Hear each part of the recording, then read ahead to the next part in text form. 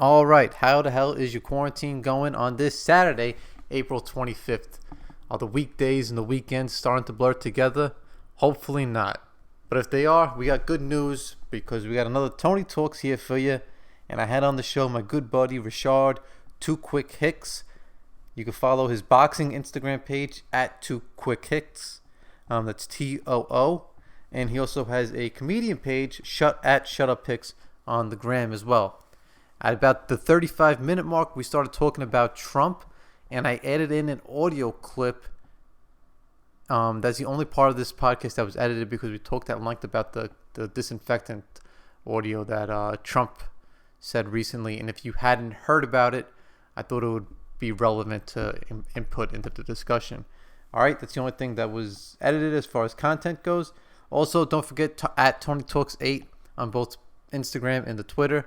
And Tony Talks 8 podcast at gmail.com if you want to email anything besides your fucking dick pics. All right, everybody, go fuck yourselves. I'll talk to you next time. Enjoy the program. Enjoy the discussion with Reshard. He's got a great story, and I hope you draw some inspiration from it as I've drawn inspiration from this guy throughout the years now. All right, go fuck yourselves. Brand new start of it in old New York.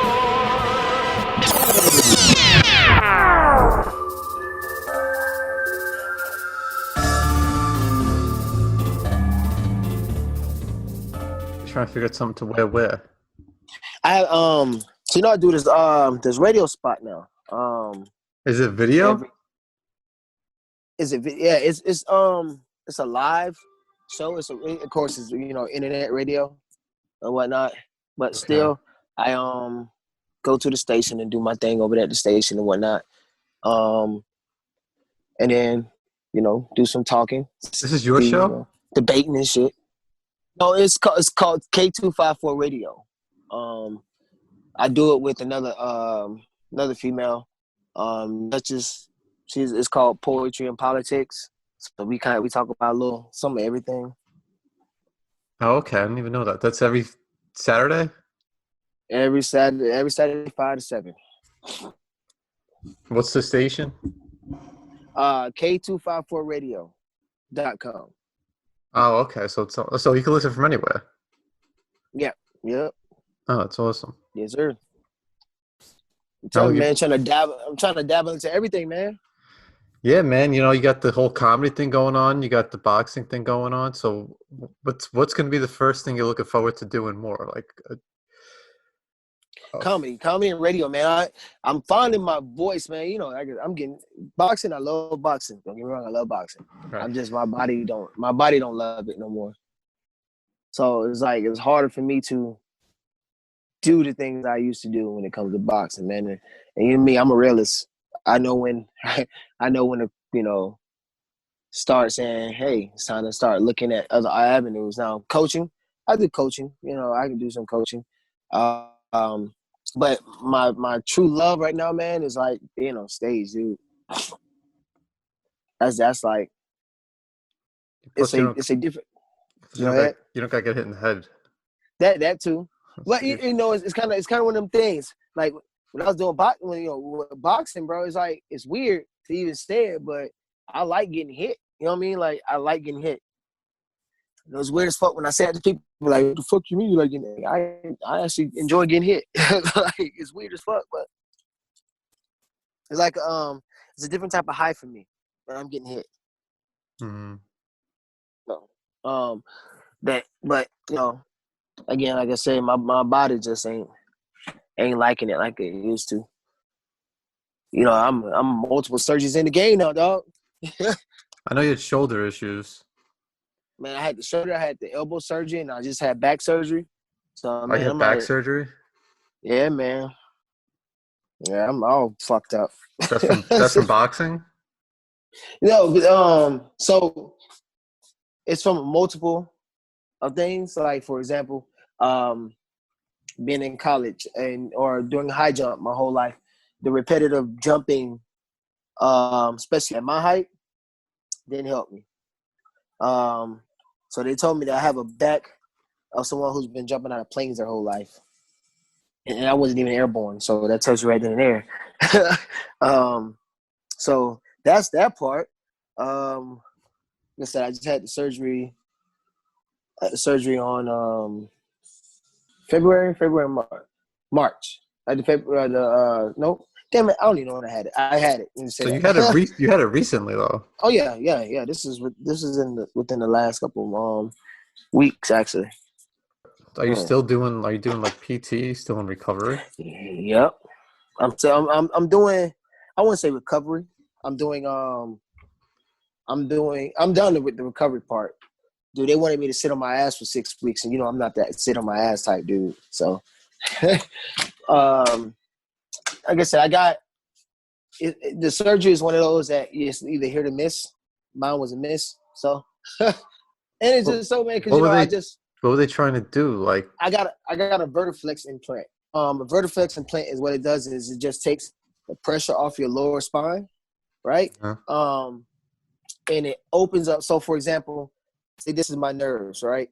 When they put the Vertiflex in, it lifts up, so my nerve endings have enough space to actually, move freely. So, I have metal in my back. how do you know? How do you know it was a miss? They know right away. Because I still feel the same pain I felt before. Okay. So. What about going to like a chiropractor or something like that? Bro, if I go to a chiropractor, especially with this Vertiflex in my back, no, man, it won't be good. Yeah, it won't be good. No, again, like I said, man, it ain't. My thing is this: it ain't gonna slow me down. Right. If it was gonna slow me, if anything was gonna slow me down, I've been slowed down already. So I'm like, fuck it, live, man, fuck it.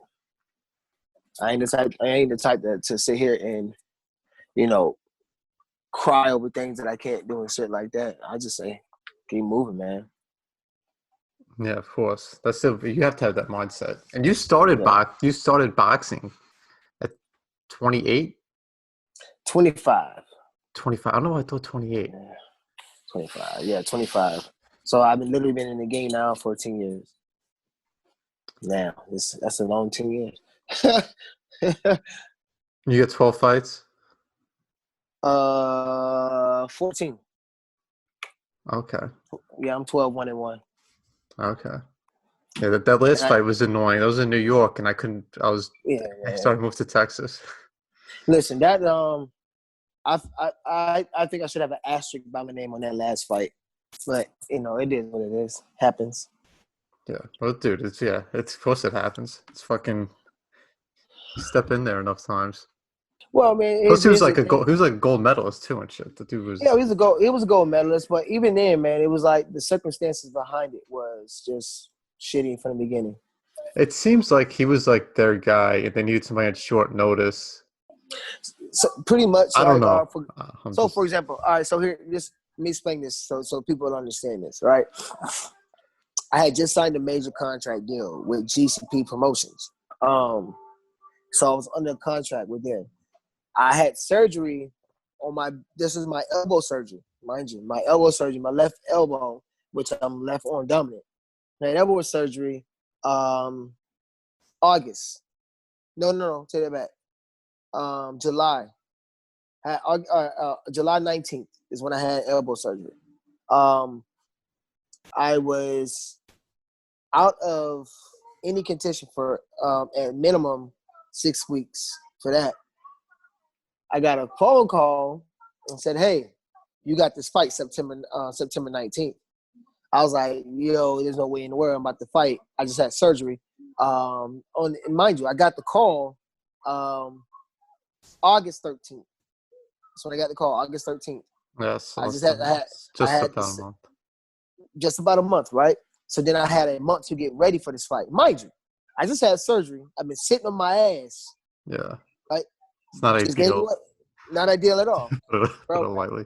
I lost 36 pounds in 3.5 weeks. Holy shit. Yeah, you probably, because you're not even that training. Your weight's probably fucking. So by the time I got in the ring, I made the weight. By the time I got in the ring, bro, I couldn't move to save my life. My body was drained. Like I was out of it. So it wasn't so much that he was just a spectacular fighter. He just caught me in the right time. Yeah, that shit happens. Yeah, so I'm not tripping about it, man. It's shit. Now, again, being told when I denied the fight, when I say, yo, I'm not ready to fight right now, I just got surgery. You know, I was told that if I didn't take the fight, I would lose my promoting my whatever it can be, my contract deal. I just signed. You know when anybody. I've been waiting so long for a big time contract, big time deal. And it was like, to me, I was just like, man, I did all this work to get this deal. I can't let this fight, be the reason why I lose a deal before I even take one fucking fight. You feel what I'm saying? This is gonna be my first fight under you. Mm-hmm. I can't lose my deal before I even have a first fight. So, I took the fucking fight forcefully or whatever the case may be, and that's it. But fighting, it sounds like that's like the last thing you need to be forcefully. Especially when you're not ready, but, they kept, oh, you're 35 years old, you got to do it now, you got all this shit, man. I'm like, you know what? I understood. Like I said, I've been waiting my whole career for a big fight. And it's like, oh, yo, you about to fight in Madison Square Garden on nationally televised network, with the zone. It's internet. That's what The zone. things are I going have the now. zone. Yeah. So, yeah. I mean, the fight is still on the zone, man. I watch it and I use that shit for motivation. So. I'm not trying to bring it down. You look like depressed that we're talking about it. I'm not really depressed about it, bro. It's just that I know when I look at it, it's just like this, dude. I got stopped in the first round, bro. First round. No, I know. Not even got a chance. And honestly, the reason why I say a lot of that shit was like a bunch of stuff mixed in together that was supposed to happen that wasn't supposed to happen for me. If you see the video, the second drop, I got hit behind the ear, which was a legal punch because I turned my head, so I can't say it was an illegal punch. But that's one of those equilibrium punches. You get hit there, you're going down. Whatever. I watched it. It looked like your legs were, when you went down, like they were just out. Yeah, they were just out, right? But the fucked up part about it was, I turned around and looked at the ref, and then when he stopped the fight, I was like, "Yo, what the fuck are you doing?" Yeah, I remember that too. And I was like, "Yo, like." You didn't give me a count or nothing, but I can understand it, man. Like, I guess the way I feel made it look bad, but I'm gonna just say there's not one punch that he threw hurt me. I got overwhelmed with punches, and I wasn't ready for that. I mean, long story short, I wasn't ready for that fight. Are you still looking for another fight once this is shit? Oh yeah, I'm moving up in weight. I'm going up to 154. Yeah, I'm not fight 147 away. Fuck that. That weight cut, and as you get older, the weight cut becomes more of a pain in the ass too, right? Because your body, gets bigger. And so, what are you at right now? Well, I walk around 170 now, so consistent ones. Now, when I first started my career, I can walk around 160, 165. Now I walk around 170, and it's like I'm like Canelo. That's why that moving up makes sense. Yep. Right there, exactly. At this point. Because you're more drained too, and if you're losing so much liquid, you see you lost 30-something pounds in a few weeks, you get hit, it might not even hurt, but if you're dehydrated or if you're not fully back to I don't know, I'm just... No, you're right, man. But like this, though. After I did that weight cut, I couldn't eat. I couldn't drink anything. And when I did, I felt nauseous. Normally, and mind you, I still made 147. The contract was 148. I still made 147 on the dot. The next day, before the fight, my weigh-in before the fight, I was at 149. I've never done that. When I rehydrate back up, I'm like 155, 154. I was at 149. Yeah, that's crazy. Yeah. So I only gained 2 pounds, and it was just, again, it was just wasn't healthy. Period. No, at all. Period. But it's a learning experience. I feel like, again, he's with the zone. He's got a big time contract, big time, whatever the case may be. But I honestly feel like, dude, one day I'm going to have to fight him again. Well, if it happens, hopefully it'll be under the different Oh yeah. circumstances. Quarantine dad life right now experiencing. Yeah, yeah. Like he's over here walking stupid. Yeah, he's sitting there. He got in the Let's quarantine see. I haven't 15. seen him in so long. Yeah, I've he's got the RJ. quarantine 15. He's got the quarantine 15. I don't know if you can see him there. Right, he's over That's the quarantine. You got 2 dogs? there. Yeah, man. Yeah, What's that's him up? right there. When did you get 2 dogs? I didn't even know you had dogs. Shit. When did I get him? That one was this one here. She got his cone on his head because he just had an ear infection. Had to get surgery on his ear. But Oh, he was wow. my puppy, my pit puppy that I rescued. And now he's like huge. He's only yeah. He still got his balls. Yeah. I'm going to mate him with another one. There you go. It's Yeah. better for them. It's better than for them to have it. Yep. Because I don't know how the fuck the science works, but they like lose their testosterone completely, and they. Yeah. Oh, he's a punk. Anyways, he's not vicious at all. That's good. Was you back in New York? You here in Texas? I'm just north of Dallas. I'm in Farmers Branch. How's that turning out over there? No, it's good. It's Yeah. good. I love Texas. I'm glad I'm back in Texas, engaged and shit. Yeah, congratulations on that, by the way, again. Yeah, we came down like the first weekend I was down here. We came to your fight before that, and then you that was like 3rd round knockout or something. The Knife Chief. Oh, I stopped 8th round stoppage. Yeah. Yeah. Oh yeah, that's right. It was the last round, but then you got him out of there. Yeah. So, and then I saw you for your birthday. When was your birthday? Is that December or November? November. November, yeah, because I was in Boston. So we Mhm. came up. We saw you do your comedy thing. That's right. That was pretty dope. That's right. That's right. Yeah, man. Yeah, yeah. I'm telling you, man, I love this comedy stuff, man. I love it. It's just we were talking about that before I moved back to New York. You were going to start doing it and everything, right?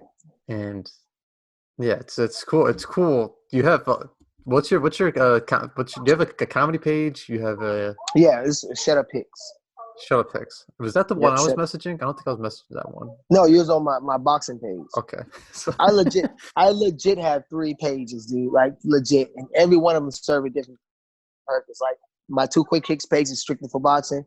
My Shut Up Hicks page is strictly for comedy, and my Hicks Fit page is strictly for fitness. So it's like every one of them are different for different platforms, different people. So, and then I have a 4th one, the guy who's does the catfish people with my account.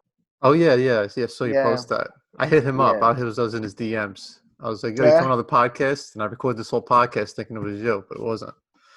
Fucked up. Oh man. Yo, tell me about the first time you went on stage. Man, so it's a funny story behind that. So I reached out to the comedian T. Sanders, and I said to her, and this is crazy how it worked. I said to her, look, I seen you do your thing. Female now. I seen you do your thing. You're hilarious as fuck to me. I want to get in comedy. Is there a way that I can link up with you so we can talk about things and go in? She was like, yeah, and not expecting her to respond back. She really did respond back. She was like, yeah, let's set up a meeting. Let's go. So we met up at Starbucks. We talked about some stuff, guidelines, and what I should be doing now to get ready to get on stage.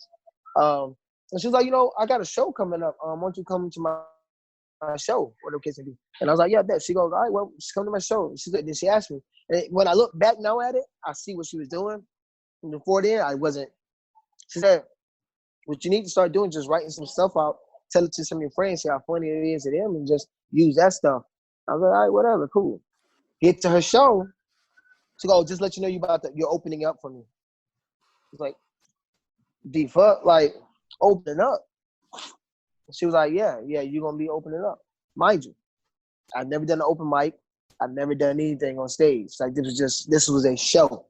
You've done comedy without realizing you're doing comedy though, because you always tell jokes. You're always like, whenever we're anywhere, you're like, and I'm like, if there was like a stage here, just like you'd be we'd be the audience half the time because you just Yeah, dude, and the way you it's crazy raise. because that's what people said to me, dude. Like exactly what you said to me is what. That's kind of how I got my confidence by doing it because everyone said exactly what you said. It's like, dude, you do comedy all the damn time. Like you tell stories all the time in a comedic way. So when I got on stage, I said I literally did. I literally told the story of things that happened to me in a comedic way. Now, mind you, of course, my timing was off and shit like that because I had practice and it was just me being on stage. Oh, But nobody's ever. I'm sure nobody's ever perfect the first time. bro, It takes bro, years. It takes like yeah. years. And but the quick 5 minutes that I did, I killed it, bro. And it was like, okay. It was and it was me. You know how some people say 50% of people's stand up is stuff that they just came out the box with, like made up shit. My set was completely true events told in a comedic way. So it's like it's easier. So now when I'm going on stage, I fabricate some of my stories a little bit, but they're really some things that I've really done, like really real shit that I've been through. So it makes it way more easy. And then I got a son who does outrageous fucking Yeah, things. you could talk that whole parent angle and all that stuff too. That's always funny. Dude, You he is always literally, posted something on Facebook about your son. Tell me I won't beat his ass. It's like something like that. dude. So like I said, the story. I asked him. I said, RJ, why your room ain't clean yet? He said, because I ain't cleaned it. And I was mad because it was like, It's because of how you phrased the question. Yeah, He got you. right. He was absolutely right, but he was talking back at the same time. But I couldn't whoop him because he was right. He was absolutely because I cleaned it. All right, cool. All right, got you. You right? No, what I said was, why is your room still messy? He said, because I ain't cleaned it yet. Yeah. I was like, oh, okay. This new story I'm going to tell on stage, dude. That's why I can't wait to. So what I'm working on now is I'm thinking about doing a live show, but I'm not going to do it the way everyone else is doing it. Everybody's doing these live Facebook shit. I'm not going to do that. I'm going to comply with the rules of social distancing. The thing is now you can't have more than 5 or 6 people in the same spot, a place. But if it's at a house, I guess it's different. So I'm thinking about doing a show in my house and recording it. Okay. You know what I mean? So it's like ways to do it. So, or I can go in my backyard, put some chairs out there, set up a bar, and bring a microphone and a goddamn speaker, and boom, got a show. They'll be, and I think Texas is about to ease up the restrictions too. So you should have flexibility with that. Yeah, man, but I just think this whole pandemic shit is just stupid and causing governors and mayors to say stupid and do stupid shit. It's crazy. I'm sure I'll get somebody at the door. This is the first time Tony talks. All right. It's probably one of my son's friends. Yep, exactly what it is. Hold on. Oh, my bad, man. Friends came in. Yeah, you can come in and get him. He's right in the room. You can come in. RJ. Don't even think about it. He's right there. His room's right there. Hey, go.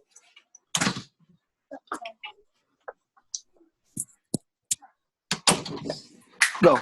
My dogs think they want to play and see. I don't have guard dogs. They're friendly. Go. They're friendly. Like somebody will come in the house and they won't even bark. They just start sniffing me and jumping on them and wagging their tails.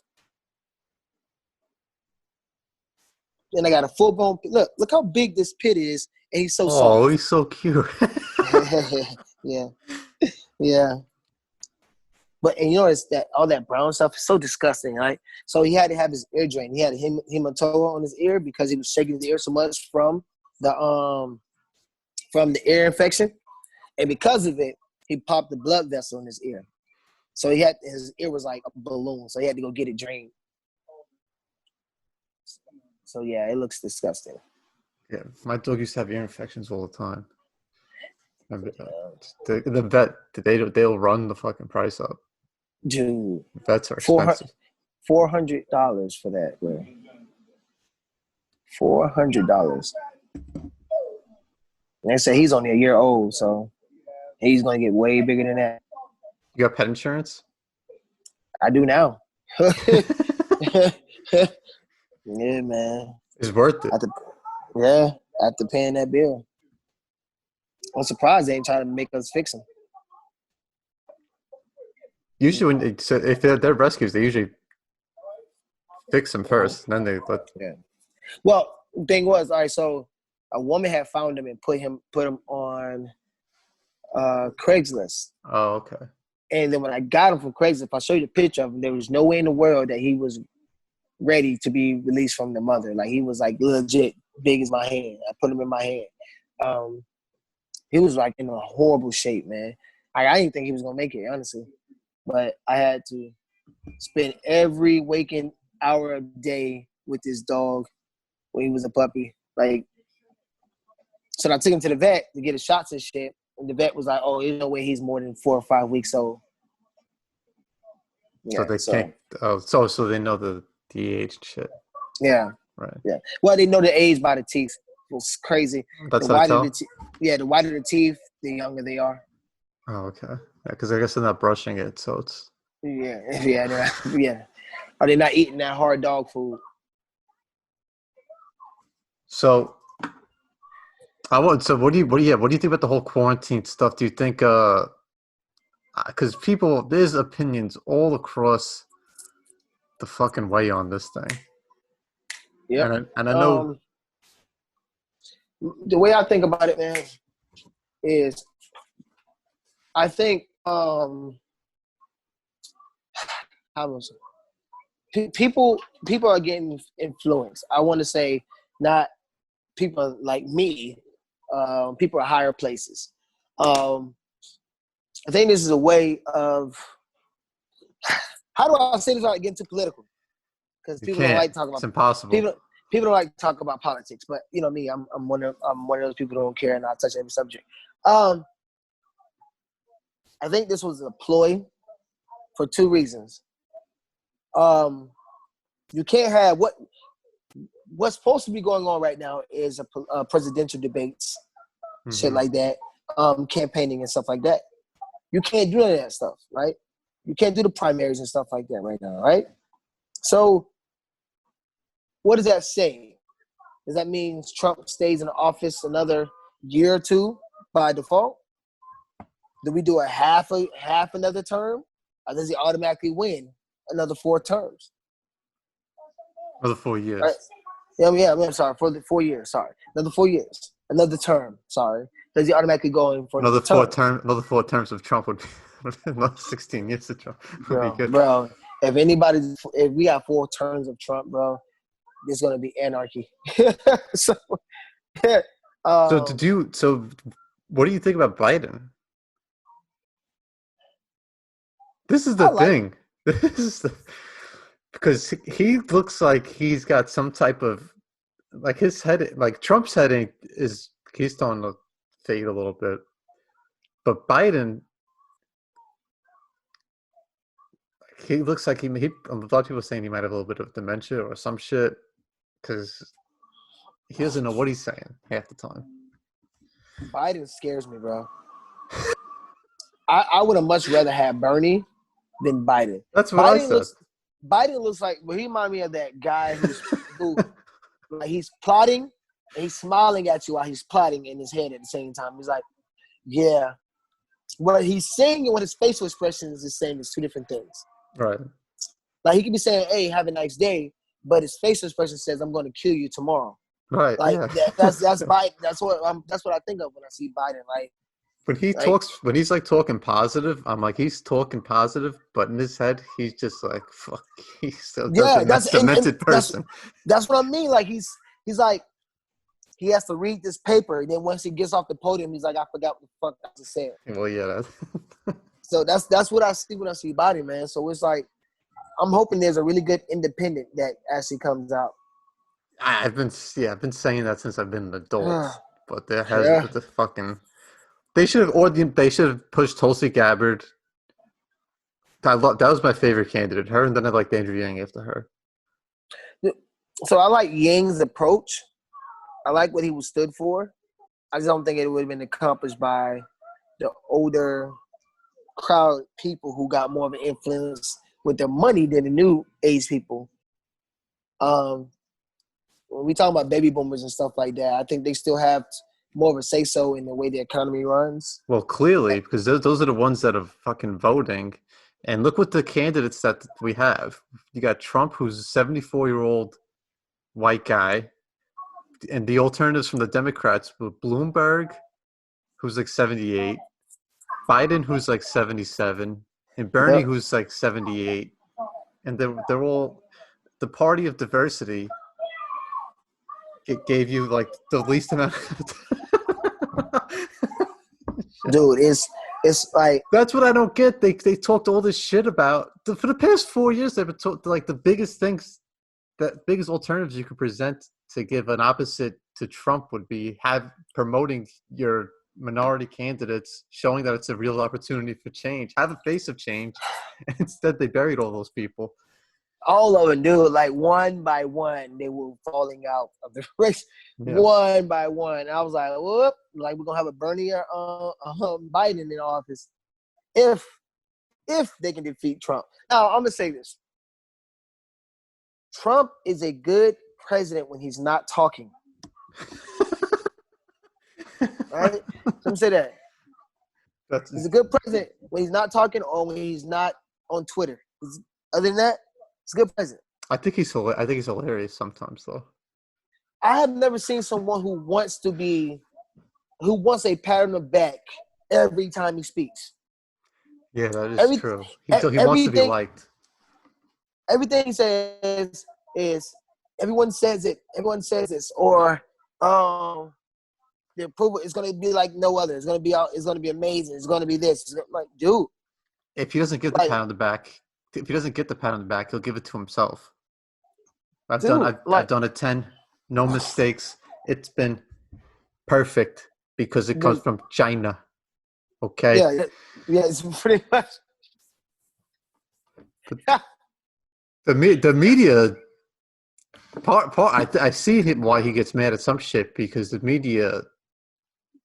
Everybody's looking for a 15-second soundbite from those stupid 90-minute conferences, which I used to watch them all. I used to look forward to those things. Now I can't watch them anymore. I'm like, this is fucking enough of these fucking daily briefings. So let's just talk about this recent shit that he said. Let's just go to this subject. What is it? Racist shit? The disinfectant shit he just talked about. Holy shit! So this is the epitome of why he shouldn't talk. Not only he shouldn't talk, but this is why the nation is so divided. Right? This is why the nation is so divided. So let's take what you just said. The media loves to take those 15-second sound bites out of a 90-minute conference, right? So we are left to interpret what we believe he is saying. But those people, Trump supporters, are like, no, what he said, what he meant is this.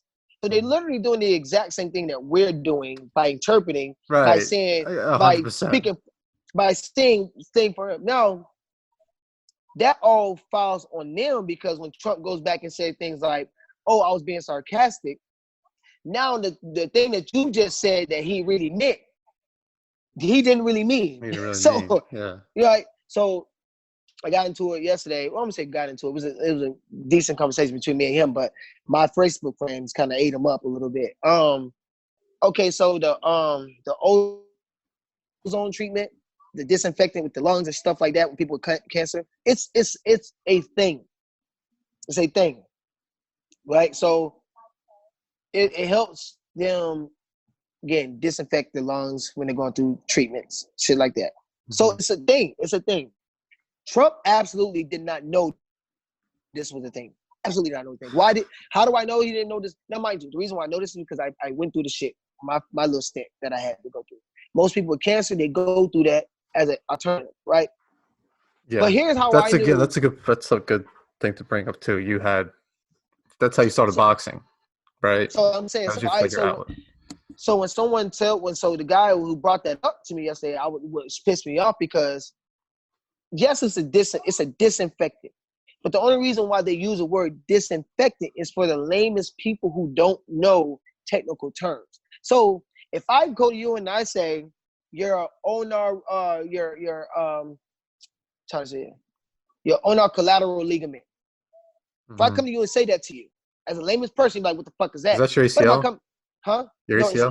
it's your elbow joint. Oh, okay. It's See, your there you elbow. go. So That's see, why. if I come to you and say your elbow joint, you might, oh, I know what that is. Now, if I go and say your free radical antioxidant suppressant, which actually goes your free radicals, you know what the fuck is that? If I say disinfectant, oh. So disinfectant is a layman's terms for the actual what it really does. Yeah. It's not. So it's in terms of saying I'm disinfecting your lungs, but I'm not giving you a disinfectant in your lungs. Okay. For those who haven't heard the comment, here it is. Here's the audio of Trump talking about disinfectants and UV light therapy. Supposing we hit the body, tremendous, whether it's ultraviolet or just very powerful light, and then I see the disinfectant where it knocks it out in a minute, 1 minute. And is there a way we can do something like that by injection inside or almost a cleaning? I would like you to speak to the medical doctors to see if there's any way that you can apply light and heat to cure. Mm-hmm. So when people have been saying that lately, it's been pissing me off because you got people who actually been through it. Don't use that as a word to justify what he was saying. And then what Trump did was he shot them in the foot and himself in the foot by saying, oh, I was being sarcastic to see what the media was going to say about it. So now you just get, now that's the reason why a lot of people are disliking Trump even more because of the amount of support he's getting even when he's wrong. They will always say, oh, yeah, Trump. that's a big problem. People putting their foot in the, standing their ground even when it's, what is the fucking term I'm trying to think of? No. Digging their feet in the sand. Right. So that's what they do. They love to do that. I'm sorry, my dog is acting up right now. Oh, you got they love to do that. They love to justify the things he says and does, even when he's wrong. And that's the only problem. It's like if he's wrong, just say he's fucking wrong. I think this is fair to point out too, because if somebody's listening to this and they hear you saying this, they're like, oh, this guy sounds like he never liked Trump to begin with. But the day after he got elected, I went and trained with you at like 5 a.m. at that title, and I was like, dude, Trump just got elected president, and you're like, well, let's see if he does a good job. Let's see what he does. And it was very like, because I think you said you identify as libertarian, but you're kind of like independent. Right. And that's I think a lot of people kind of like want to say that they're like that without actually being like that. Right. But when it was fresh the day after the fucking election, And that's what I said, is because I read this thing that was so true. And it said, wanting the president to fail is like hoping your pilot crashed the plane that you're on. All right, yeah, that makes sense. I saw that too somewhere. And I'm very genuine about that, RJ. I'm very I identify with that because they're right. If we want him to fail, we're asking us to fail too, all right, as a people. Especially during the pandemic. Especially during the pandemic. So I've always lived with the whole, well, I don't want to accuse you of doing wrong before you do wrong. So I said, you know what? Let me give him a chance to do better for us. Now, when he slowly started showing me that he wasn't for us, then I was like, it was just more so of his justification for everything that he said or did wrong was, well, Hillary did this and Obama did this. That's when he's petty as fudge. He's petty as hell. If you don't like him, he's gonna fire you. You know that the Iranian general, whatever the fuck his name, I don't know his name, but they showed something that he had a tweet where he was like trolling Trump in like 2017 or 2018. So there was like theories that maybe he ordered ordered the fucking execution. Be kind of petty because he's what the guy said on Twitter, which would seem fanatical or too extreme if it was anybody else, but it's possible because of him. I will say I was coming around on him during the pandemic. I thought he was doing Right. I thought he was doing okay. I think he's still doing for the most part a pretty good job. I mean, he's doing okay, man. But again, like I said, what he just wants too much. This is how I said to a lot of people who would listen when they asked me my opinion about it. I said, here's what I see was going to happen. Trump is going to be this big and glorious person. Why? Because he's going to get credit for ending the pandemic by funding these people, by funding the pharmaceutical companies to give us a cure for it. So he's going to get praise for doing all these things that he's supposed to do as a president. That's my only thing about it. He's getting praise for things that his job title literally says for him to do. That's like, and I say this, and I really say this with so much respect for the people who's on the front line. Why? Because I was on the front line before as well. It's like when soldiers go and say they don't get as much recognition for as NFL players. They don't make as much money as NFL players. They don't do blah, blah. All right, get that. I understand that. You're absolutely fucking right, right? But we don't do the job that we did because we wanted recognition for it, right? We didn't sign up to say, hey, I want to be famous for being an NFL athlete. That's one of my gripes about the way things are going right now. And again, I say this with the utmost respect, and I mean no disrespect by saying this, and I know a lot of people have a problem with it. For me, I'm just a realist, right? It's fine. People are stupid, not everybody. People listen to this program are smart, very smart people. The best. Good. That's like the people. So, I love what the doctors and nurses are doing on the front line. One thing I don't like per se is when how to say this without sounding. I think I see where you're probably gonna go with this. So let me give you credit. You know what I'm saying? Let me give you credit. When people let me give you an example of something. If somebody puts their, and I'll do this from a veteran standpoint. When veterans put on, are you like a Facebook profile frame that says I served? Right. I had a conversation with my buddies about this. It's right. Like you're right. And I've been a big. So, dude, I can promise you, I say this, and people who've been around me say this. I say, you know what? I feel real dumb by doing that. It's like, for example, I got a Purple Heart. I don't post it. I don't put it on my. I'm a disabled veteran. I don't drive around with a DV tag. Do you got when you were in Iraq? You got cancer. Is that yes, that's right? You had like. Well, that's why I discovered. This is the craziest story to me. Yeah. So that's when I discovered about it. Right. My bad. And got it treated and everything else while I was there. So all this shit, he's like, I don't want the recognition for that because that's what I was supposed to do. You'll get the recognition from where it will matter. For it matters. So yeah, I would rather you give me the recognition for me versus me going out and looking for the recognition for me. Mm-hmm. Why? Because I know that was my job. Let my soldiers give me recognition for the job I did being an NCO. Let my father give me recognition. Maybe let my son give me recognition for being the type of father that I am. Mm-hmm. Right? I don't have to go and tell everybody, oh, I'm this great and wonderful father. But I'm on stage and tell Jones, like, I'm a single father, and I tell the brights, the ups and downs of me being a father. I don't look for the recognition of it. Because I tell people, let's just talk about the disabled veteran part or the Purple Heart part. You drive around with a Purple Heart medal, right? How you think someone's mother feel when they see you with a Purple Heart medal who lost their child over in Iraq and they see you with the Purple Heart on your tag? Yeah, they might be like, "Thank you for your service." There's a couple But of things that could trigger. yes, they could trigger that. At least you came back. Now, Yeah, what or about the one? they might have like some type of psychological damage that you could that could be triggered from that, just seeing that.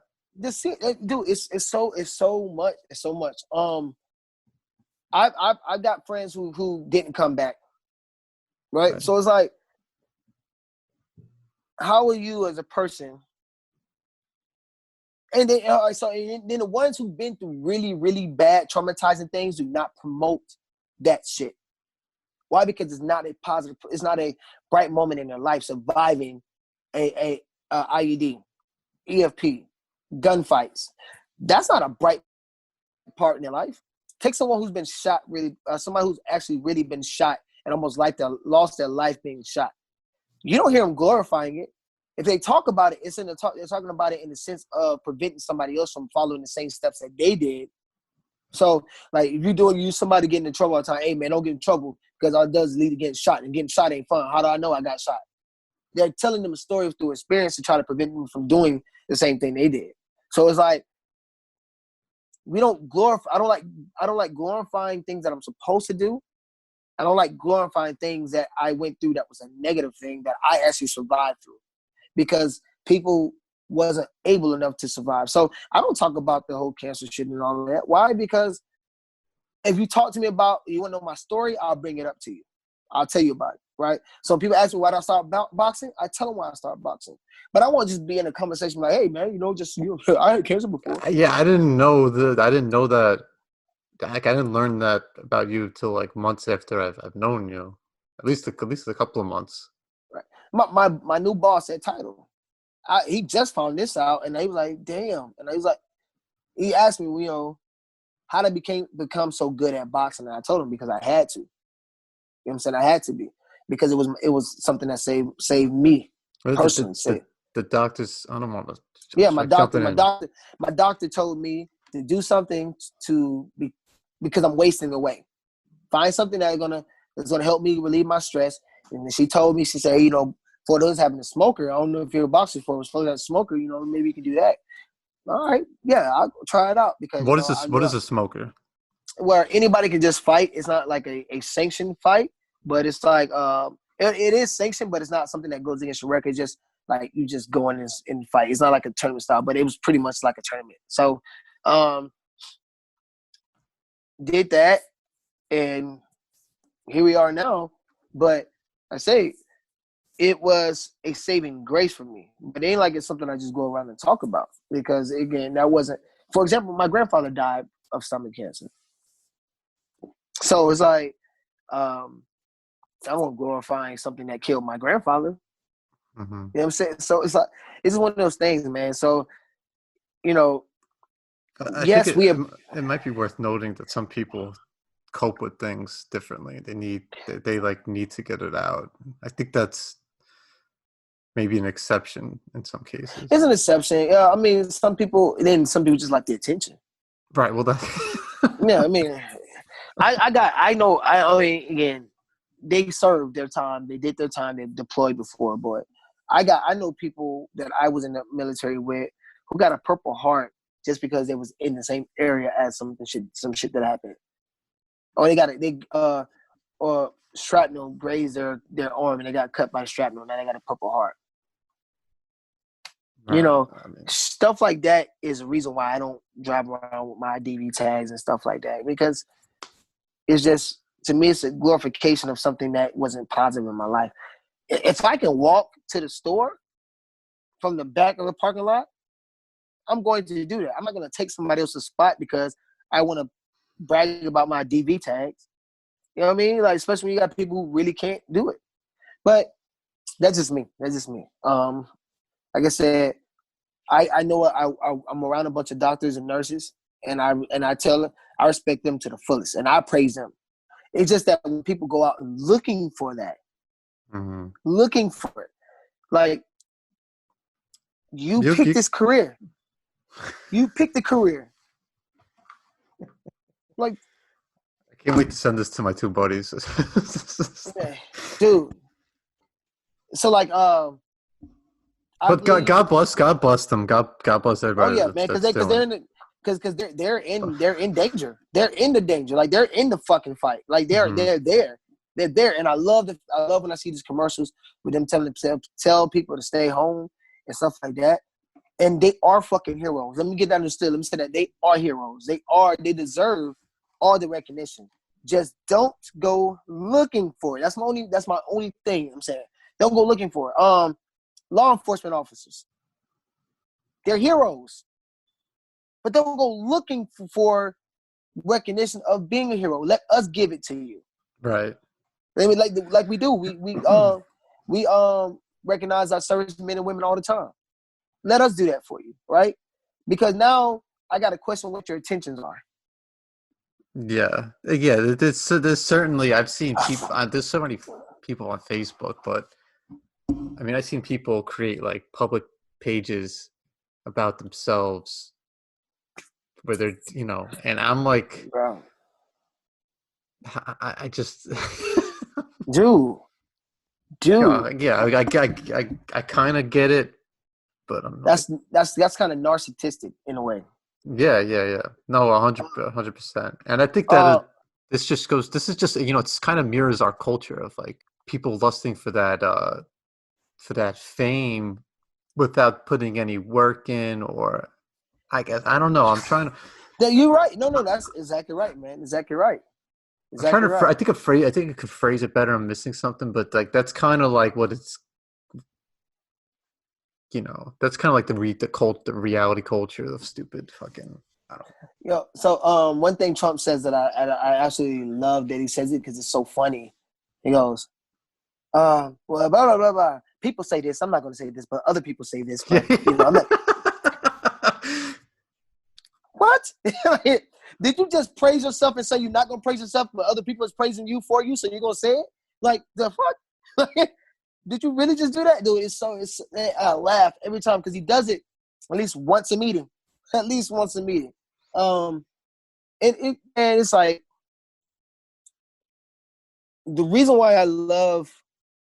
Again, I'm about to be a very hypocritical because I just talked about people talking about themselves and boosting themselves. But the reason why I love the type of person that I am is because when people see me, they don't expect to get out of me what they get out of me. For example, people don't expect me to know about politics. They don't expect me to know about health. They don't expect me to know about the way, you know, health and everything else related by health, finances. They Yeah, you don't have expect me to know about the kinesiology kinesiology. Yep. degree, Uh, master's. I'm saying. yep. Yep. And my doctor's level now. So hopefully I'll be done with that in 3 years. um, the economy. They don't expect me to know about the economy. Like I was talking about, we can get on this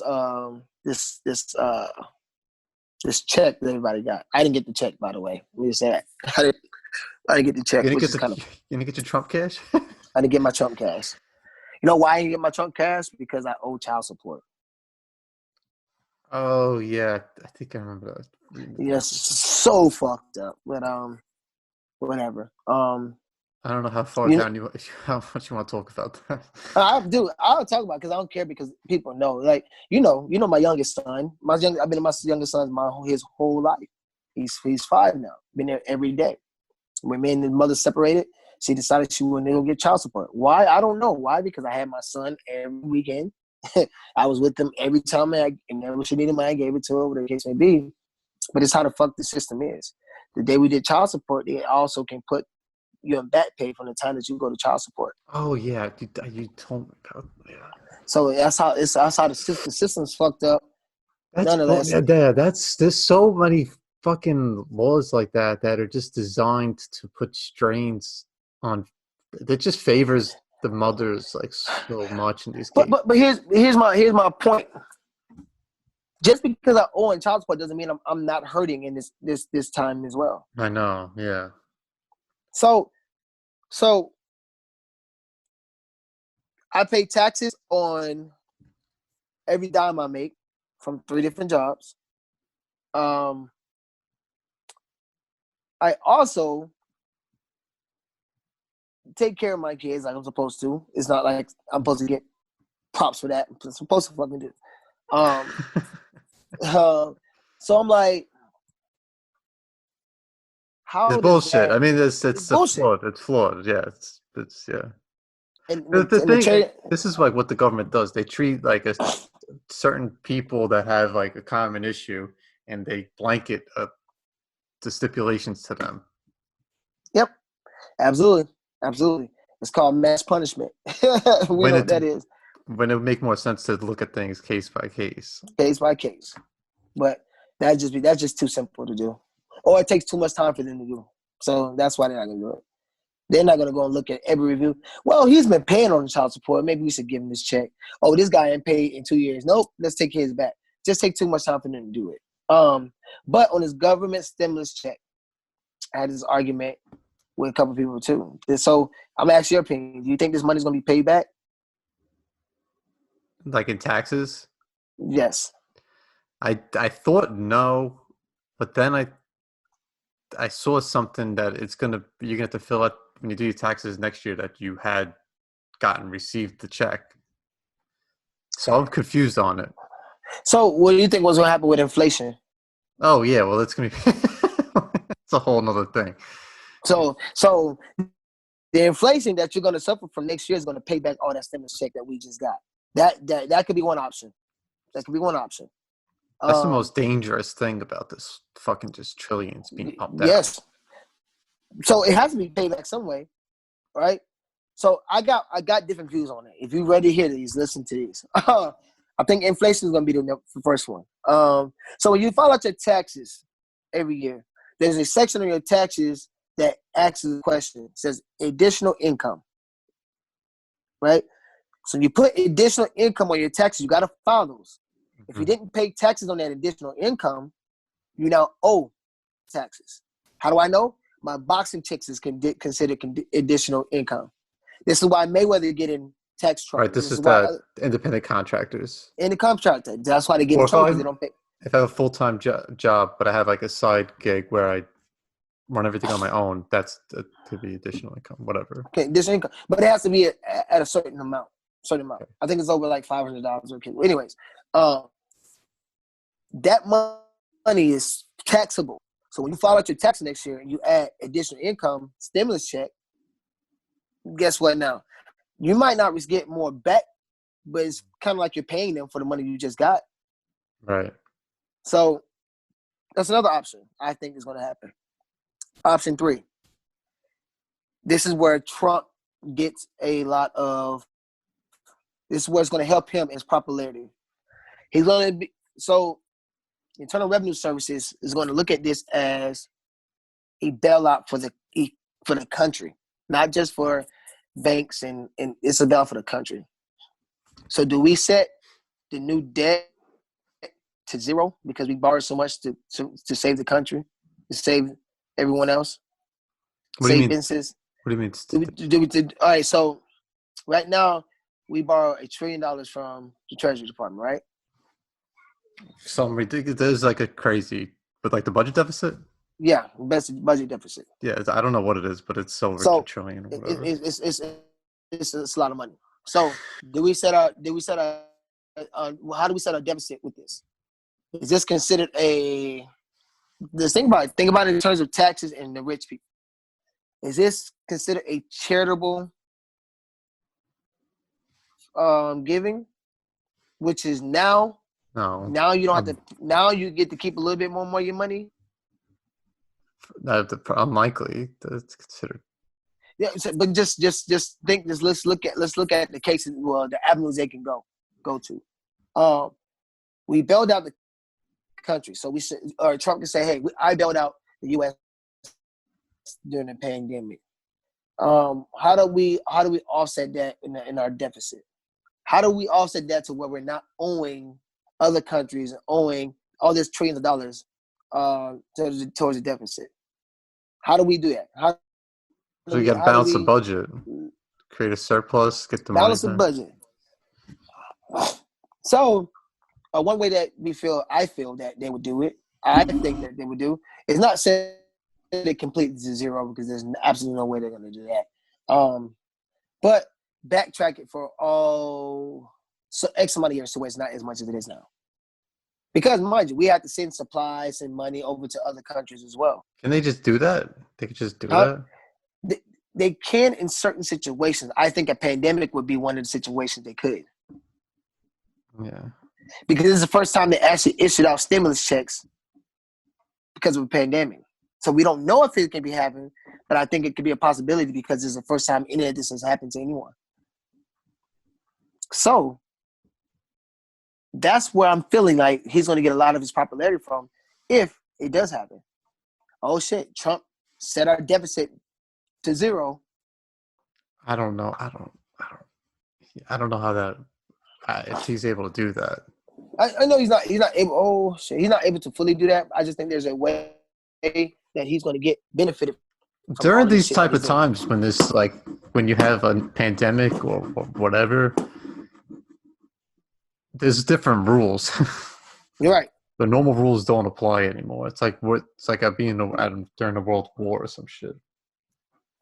And it's hard to tell which rule is gonna trump the other one, for lack of better words.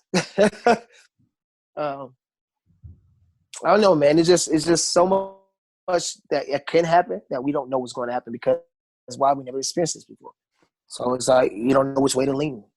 And it's in a way, I'm happy I'm not one of the rich people because it's really not going to affect me, but it might affect my kids. You know what I mean? All this is going on may affect my kids. My thing is, what happened to these businesses now when they go back to work? Now they have to save money by firing more people. If they haven't done so already. Yeah, absolutely. If they haven't done so already, because now they have to save money to save their businesses. So that affects the economy. But here's another thing I can see what happening. That same stimulus check that individuals got, businesses may get as well to keep people and keep the economy up because that's what Trump's big claim to fame is. He lowered the unemployment rate. Yeah, well, they've already issued. I think that's what they just passed a bunch more money. I think the main reason for that was to give more small business loans because they ran out of small business loan money. They're just trying to pump up, keep them going. Man, this whole loan stuff is just it's mind-boggling to me. Like these mortgage companies foreloaning their loans. Like there was a video the guy I made, I can't remember his name, but he was pretty much his accent, but he was literally yelling and spitting at the camera because he was so pissed off about what's going on. So instead of putting my 3 months that I can't pay my mortgage at the end of my contract, like smart people would do, you get 6 months. These mortgage companies. They give you 6 months and you got to pay it all back at the end of the 6 months. And fuck. So if I wasn't getting money for 6 months to where I couldn't pay my mortgage, what makes you think I could pay for 6 months of not being able to pay for it? Yeah, I know. I had to do that. I'm doing that at my house in Killeen because it's vacant right now. And I just, dude, I said if I would have moved there right now if I didn't just sign the lease at the place I'm in now. If I can't have both. The video just cut out. Yeah, that's well, because that's my people. We getting ready to get this. I just realized what time we're. Yeah, get ready to go down to the station in a few. But so we could start wrapping it up then. I know we got your vocals nice and warm for your show. Yeah. I'm all hyped up now. What should we look forward to most from the Reshard universe? Between your boxing, your comedy, your fitness stuff, just like coming out of this and whatever. I say you should look forward more towards me with the comedy. I got some big things popping, some big things going. I'm trying to set this radio station off to where we're going to be more. Of course, it's going to be internet based, but I want to make it to where it's big. And you know what I mean? When I set my mind to something, I just do it. So you can look for that. Again, the name of the show is called Poetry and Politics. Poetry and Politics. It's on K254radio.com from 5 to 7. I'll be on there with me, myself, and Duchess, the poet.